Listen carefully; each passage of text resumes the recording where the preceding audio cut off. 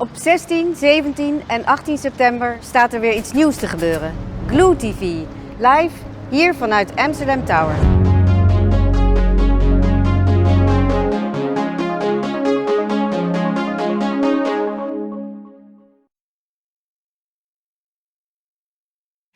Welcome back, and now we're going to have a talk to collector and curator Niek Schoenmakers. Welcome. Thank you for having me. Maybe we can start with you telling us a little bit about your participation in Glue Amsterdam. Right. Well, I'm a little bit a stranger in glue, maybe. I'm not a designer, or I'm not a maker. I collect things, and I combine them in a way that I find interesting. So I tell stories. That's what I find important. But I don't create myself. But I thought with glue, and I find it very important that the creative industry in Amsterdam is connected. Although I'm not a creator myself, but I do have a passion for objects, and that's what I like to share with the audience. And for me, glue is a way of opening my house to the public and tell those stories. And you did study something, though, that was connected to making. I did, yeah. I'm not a complete stranger in the creative field. No, I'm trained as an architect, but throughout my career, I always was interested in the other arts. So I worked for galleries, or I wrote or still write about design and art. And to me, it's all kind of one world. So if you think about architecture, it's about shape and materials and composition, and those things you can find in contemporary design or vintage design, but also in art. So I kind of combined those things throughout my career, and now I'm lucky enough to actually make that my job in a way. And in your exhibitions, you do combine antique with contemporary design with art. Yeah, I think that's a very important thing, that if you zoom out and you focus on shape or material or concept, you find that there are relationships between all centuries, basically. So it's not only contemporary design, but also antiques. So for instance, in my collection, I have like a beautiful bowl that was actually excavated here in the North-South line in Amsterdam, and it's just like a very strong shape, but then handmade by not a designer, but more like a craftsman. And I just see the beauty in that. And I think if you just combine that with contemporary design or with art, you actually can see those relationships. But you also mentioned stories. Why are stories so important? Is that due to your own background in writing and journalism? I think so. Even when I was in school, studying architecture, I always made a concept. I told a story with space, and to me, it gives meaning to what I do. And I think those objects that I collected over the years, that all held these amazing stories about the makers, because I'm not a maker myself, but I see the object, I see the history, I see what the story that's behind it. And I think if I make combinations with them, I can actually tell those stories, and I can make them accessible for people now, even if it's an antique or it's a vintage furniture. So in your exhibitions, you've got a story, and the story's in your mind, but when you present the objects and the images, is the story clear to the audience, or is it something you will always need to spell out using language? I think sometimes it's both. Sometimes it's a story that I have in my head, and it's more like a visual relationship, for instance. It doesn't need to be super conceptual all the time. On the other hand, I like to talk, so if anyone has any questions, I'm always eager to express that story, or even if I write an article, I always tell the story literally in words, but then written down on paper. But yeah, I like to share things, and that's actually the reason why I started my own gallery online for now, but I think it's important to tell the stories and tell them to the audience, and I do it in my way. And also with people that are now visiting in Glue. So basically, when I visit this now, I'm just talking.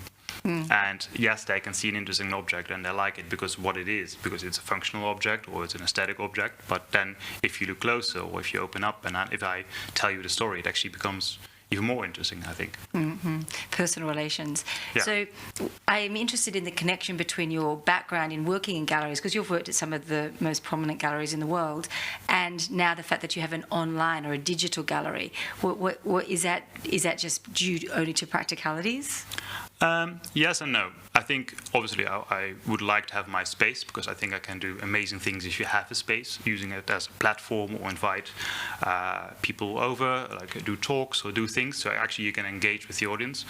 But also, online, it's easier to share content. It's also easier to connect with other people all over the world, which I do like.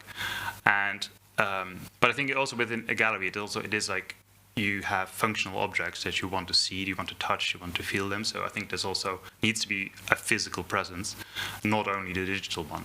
But I think it is, if you want to share things and if you want to connect and if you want to have more speed, I think online is actually really interesting. But yeah, your question is actually right, because when I started doing architecture, it's all about space. And when I collect objects, I always see them in a space. So if you take out the physical space but create a digital space, it becomes something different. So with my online gallery, or with the images I take, I try to create some kind of a space that you can relate to. I call it a livable gallery. So it's not like a white cube where you can't connect to any space, but I see things in, surrounded by other objects or in an outer space. Then it becomes more close to the audience, or people can relate to it a little bit more. So then how's this glue experience been translating or transferring your digital space into a physical presence for a live audience? Well, first of all, I presented in my house, so you can't get any more personal than going into someone's house. If you're a collector, I collected those things because I like them, and then I'm showing them in my house, so that's very personal. But people come in, and that happened, for instance, today a couple of times, that they just like what they see, and then I approach them and I tell a little bit about the background or how I came into possession of those things, or where did I find them. And that just it gives a whole different experience, basically. And can you talk a little bit about how people have responded walking through your own personal space? It's maybe a little bit awkward at first, but also when I tell the story that I collected because it's my passion and that's what I do. And what I said, like, I invite people in my house. Everyone is always welcome. And to me, it's a very personal thing, and that's also why it makes sense to also show these pieces in a personal setting. So, and if you tell that story and if you invite people and you start talking, I think it works pretty well. And just quickly to end, can you tell us a little bit about your private collection of Joop Roosjes? Roosjes, yeah. He's an architect from The Hague. He died a couple of years ago. He's not very famous, but he made buildings, but a lot of them were not actually built. So there's a lot of drawings, a lot of models, a lot of technical details. But he also made chairs, and that's something that I found interesting, that you have this architecture and chair design in both in one person. And I recently came to acquire his estate, or all his drawings, and they're like scale models and they're like actual drawings, but a lot of prototypes. But that's a story that was ready to be told, but was also about to get lost. And I think that's also important, that you can keep those things and you can share them. And I'm displaying some of his prototype chairs in my house now. That's something that really makes me tick, basically. That's really my passion. So as a collector, do you see this as a sort of a responsibility? A little bit. I think it's also like, what I try to do is I make those relevant. So like, if you have an archive, if you have drawings and you just put them away in a storage cabinet or whatever, it just disappears. But I think if you show it, and even show it together with the actual chairs or with something completely different, it gets more relevant or gets more meaning. And I think as a collector, I'm not collecting only objects, I also collect those stories, and also I collect unfinished products or the things that I find interesting, and that can be whatever. It can be a chair or a lamp or an artwork, but also these kind of drawings. And I think that's also important, that you are open, open up to the story that's behind it, not just because you have a functional object in your space, but also there's a whole world behind it. It sounds like with the type of things that you collect, this sort of blending digital and physical works perfectly. Well, I try, yeah. Okay, thanks very much. Thank you for having me.